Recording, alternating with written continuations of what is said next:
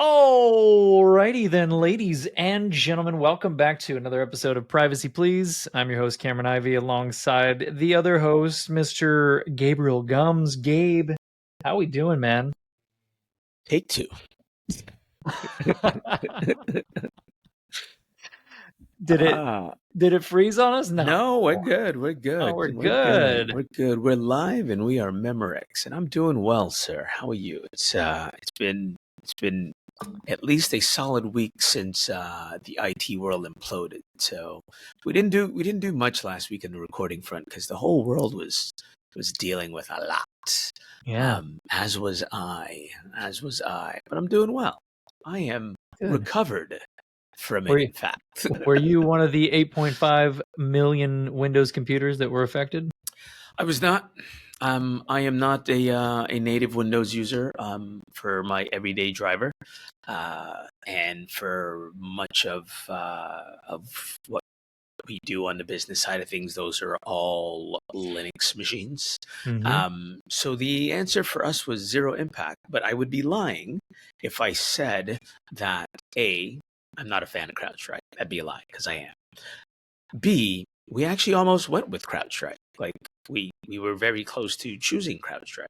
And C, I haven't written them off. Like the only reason we hadn't originally was because, of just some other things that we already were able to take advantage of that satisfied our requirements. But they're literally within consideration still. Like last week's event certainly did not sour myself. I don't know how everyone else is feeling. I think there's a mixed bag, but I think most people are coming down on the side of this where I am. Yeah, and I can say that one of the reasons why we didn't do an episode so sudden is sometimes it's good to let things sit to think about some other angles to talk about the situation. Let the dust settle a touch. Yeah, because sometimes there were a lot of overreactions, in my opinion. Oof, so many overreactions. People lost their minds at CrowdStrike at first. They were like, how in the world dare you? And is there no process? Don't you QA? And why would you release it to the whole world? And, I mean, I don't know that there were and weren't valid points in some of those criticisms, but it's like, breathe. Yeah, it's going to be okay. You know what that actually showed you? Is when technology does go out one day, just everywhere, people are going to lose their minds. Ever-loving minds. To be fair, the financial impact number that has been bandied around is in the $5 billion range. So my telling people to breathe through $5 billion of losses is obviously somewhat comical, but I'm still going to tell them to breathe. It's better than holding your breath and turning purple. Yes. There were 8.5 million Windows machines affected, apparently. And for what it's worth, I mentioned a minute ago, we are a Unix shop, right? For the most part. CrowdStrike actually had an issue with their Unix agent in the last 12 months also. It's just, it wasn't big news, largely because it didn't affect a lot of end use things of that nature. Because, Windows machine breaks in the middle of the forest, and even though there's 10 people around, no one heard it. Gabe, I got a question that is lingering in my mind. What crowd are they trying to strike? I mean, hopefully it is the crowd of ransomware. I don't remember why the organization's name what it is. I thought it had something to do with how it collected data across its own nodes and others, etc. As a SaaS service, it learns from incidents that it might find in other environments, and it updates everyone's information based on that. Don't hold me to that. I am far from a CrowdStrike even novice, right? Fair. Other than being a bit of a fanboy, you should not turn to me for information about how the platform works. Other than I'll say the following: all of the people that I know that have used it have praised the way it works, right up to that one little tiny thing. Well, hey, I mean, it just goes to show that technology is infallible. It is not infallible. It is not infallible. We our slogan at Myota is actually operate unbreakably. Operate unbreakably, because although we know things aren't infallible, keeping your systems running and keeping them from breaking is a very, very important part of data security in and of itself. And Yeah. here's an argument that has been kind of floating around online, whether or not things like backup and recovery are part of cybersecurity. I would argue that it is, because the tenets of cybersecurity are confidentiality, integrity, and availability. One must keep the data confidential. Those that do not have the right to access the data shall not be granted the right to access the data and be able to see it. Integrity, the data shall be remained in a state that is preserved, Right. a rightfully preserved state from where it is expected to be. And then availability, data has to be available for use for systems and people that need it. If you compromise any of those, you have a security incident. Classic availability attack people think of is like, DDoS, right? A DOS attack, right? Like, I will saturate your network or your processing capacity so that you can no longer operate. That is an availability problem. Ransomware itself is literally an availability problem. If you encrypted your data and ransomware came along and re-encrypted the data, you would have preserved the confidentiality of that data, right? Like, I can read it, it's still encrypted, but now you can't get to it either. Right. Unless you pay me to get the encryption key. That's an availability problem. In fact, it's also an integrity problem, because I've altered the data. I've altered it such that it is now re-encrypted and it's not useless to you in that form, right? So the integrity and the availability have been attacked. And I think there's this myopic view of what cybersecurity is and what it isn't. And so, one of the meme raging debates that was going on post CrowdStrike incident was the fact that a security tool caused a major outage that kept the IT people working all weekend. Right? Like, it was the IT teams and the infrastructure teams that were working all weekend to recover the business. Right. Not the security teams working all weekend. I'd be lying if I said there was zero security people working over the weekend. Like, that's obviously an overgeneralization. Folks, you know the protocol. If you're going to bother adding me, just go ahead and skip right over that part of your day. Don't add me. Find something else to do with that 5 minutes of your day. I'm not responding. So there's been a little bit of, I'll use the word tension, maybe not friction, but tension between, is this a security problem or is this an IT problem? I saw Ali Menon from Gartner weighing in on this. Chris Hoff was weighing in on this. Cole Grommes was weighing in on this. We should tag a few of those folks in this episode. I'd love to get their input and feedback on it also. And so Chris ran a poll asking that question explicitly on LinkedIn, like, do you consider backup and recovery part of security? And like 85 or so percent of people said yes. But the dissenters were very, very strong in their no, it absolutely is not.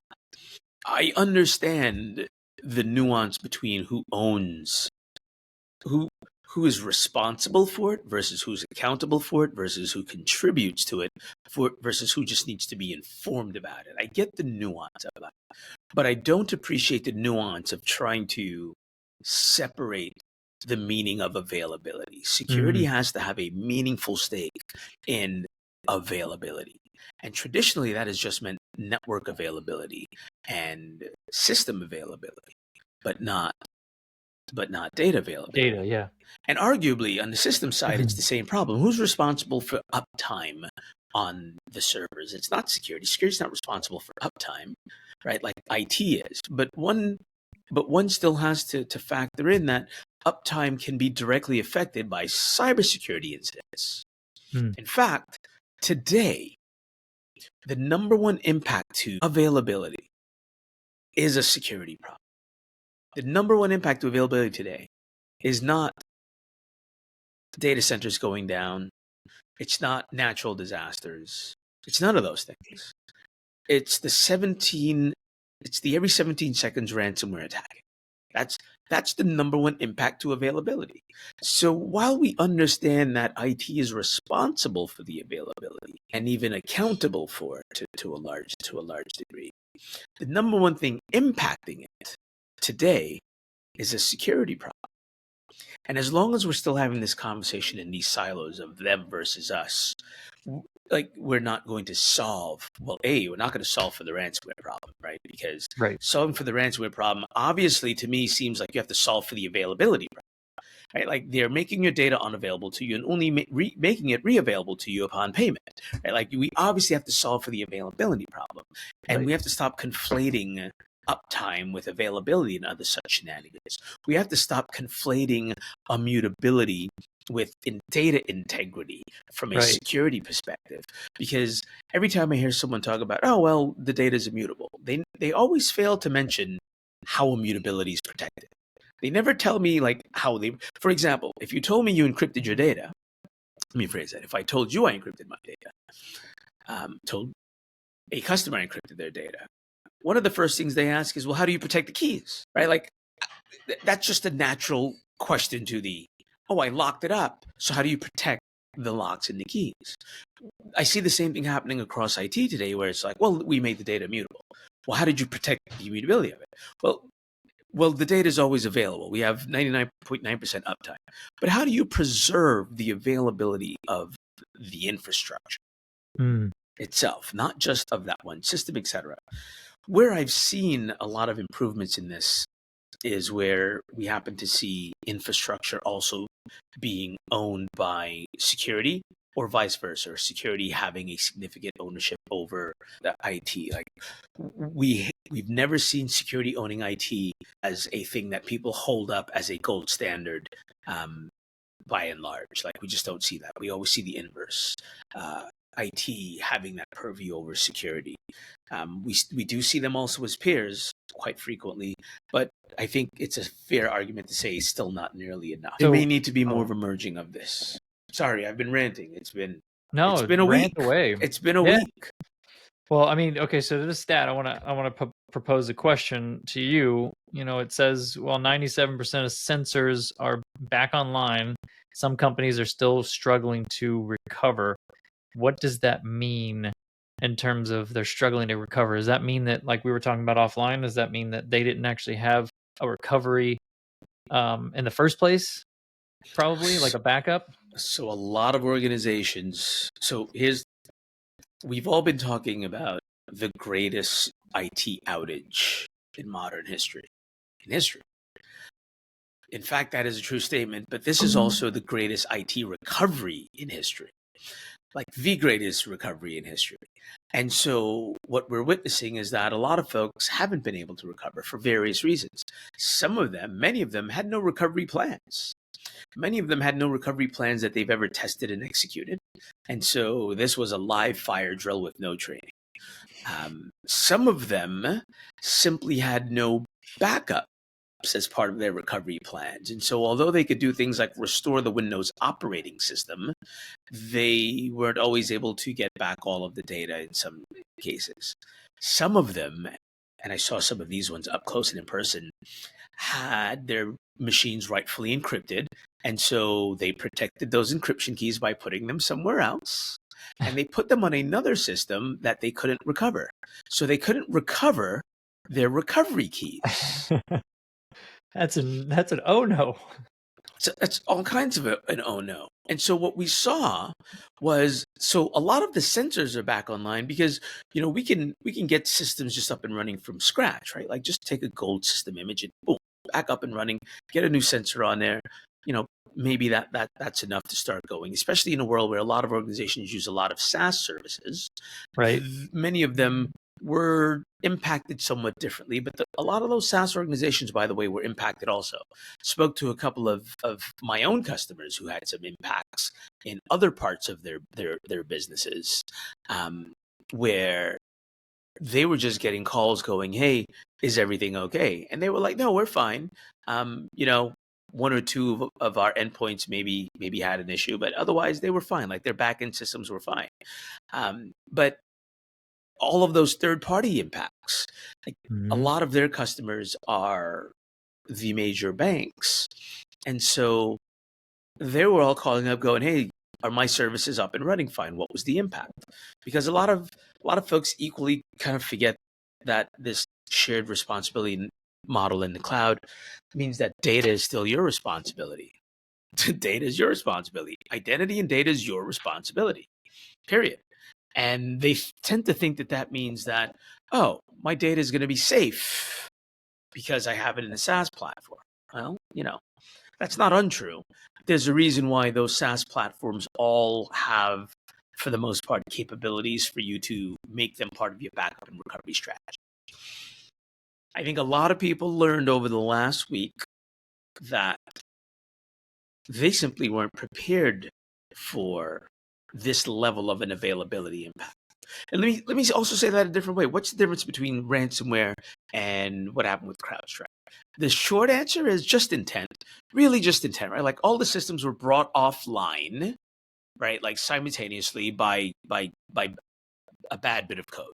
Obviously, there's lots of other huge differences. Like CrowdStrike isn't an evil organization, and so they're not holding your keys hostage, etc. But the immediate impact is the same. And the recovery impact is the same if you weren't prepared to recover. Or, said yet another way, if your recovery strategy hasn't been looked at in the last 12 to 24 months even, you're probably not prepared for any significant recovery event. You're just not. You're just not.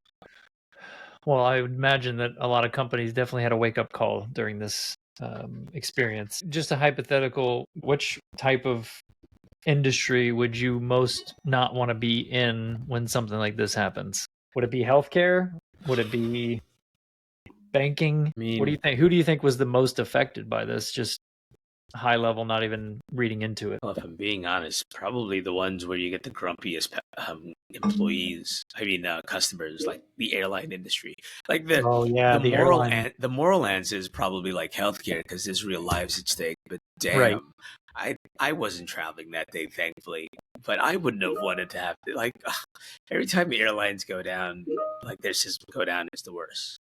Luckily, some of the airlines are so antiquated, they're using such old systems that CrowdStrike couldn't run in the first place. Burn! And so they weren't impacted. They were walking around flexing like, look at us, we're still operating. And it's like, that's because you're using a chisel and a slate, my friends. It's that's not the flex you think it is there. Yeah, airlines are already terrible enough to deal with, but I can imagine that's a good point because I know that a lot of flights were canceled. The real answer to your question, though, is honestly, I wouldn't want to work for any organization that didn't have a recovery strategy. Yeah, like it's just the worst thing. The worst scenarios to be in from an IT perspective is just being unprepared for calamity, and you can't prepare for every disaster at all. No, but yeah, some are way more prepared than others. Being able to operate unbreakably is difficult. All right, so what for the future, for something like, the next type of situation like this to happen, what should companies and people do to maybe help prepare for something like this? At a very high level, there's a number of things that they should do. The first one is an old school one, right? Like following the 3-2-1 rule of data protection, right? Keeping 3 copies of your data on at least 2 types of media, at least one of those offsite. The challenge is that gets expensive, right? Yeah. Keeping full copies in multiple places is expensive. There are ways that you can go about that are less expensive. Shameless plug, it's a thing Myota helps organizations do. The other thing I would add to that is you got to be able to automate as much as you can within reason. You have to make this process, your recovery process has to be as automated as a recovery process as possible. I would suggest that for businesses that are brick and mortar businesses specifically, they should have some type of offline recovery strategy, right? How do I process credit cards when machines are down? How do I perform basic services when other machines are down, right? So have some kind of an offline operating guide as well too. Replication is necessary. Replication of those types of offline guides so that everyone across the business has them. Maybe you have multiple stores, etc. But the same is true of that data as well too, right? Like you want to replicate that data in multiple locations, having a hot copy and a cold copy of that data, etc. The same is true even of like desktops that needed to be recovered, a lot of folks, went to their gold standard images to recover systems. And these are all things that you need to make sure that you have. Having an actual plan is probably number one. Yeah. Having an actual plan is number one. Absolutely number one. But that plan should be recognized as your safety net. When everything else fails in IT and security, your recovery plan, your recovery strategy, your recovery toolbox is all that you have left. For the billions we spend on prevention, detection, response, etc., recovery is probably the most ignored aspect of what we're doing today as businesses. It's almost a foregone conclusion. I think it's because we've been doing it for so long. We just think we know what we're doing, right? Like we tape drive since the better part of forever. But we have to recognize the world's moved past that. The world has moved well past what backup and recovery used to be. We're talking about operating unbreakably. We're talking about recovery. We're not just talking about, do I have a backup? And the answer to having a backup strategy that's robust, that just means making more copies, is a ludicrous one to me. It's like saying, all right, so, the way to protect your house is, well, you lock the door and then you take the key and you make safe, but then you make like 99 copies of the key. It's like, wait, what? And like every copy of the key costs exactly as much as the first copy of the key. So there's like this 1-to-1 cost. Like it just doesn't really add up. That's not a layered protection mechanism. That's just wearing 3 pairs of underwears to make sure that when you poop through the first one, you can just peel off another layer of underwear. That's not the answer. No. No. Peeling dirty layers of unmentionables is not the answer.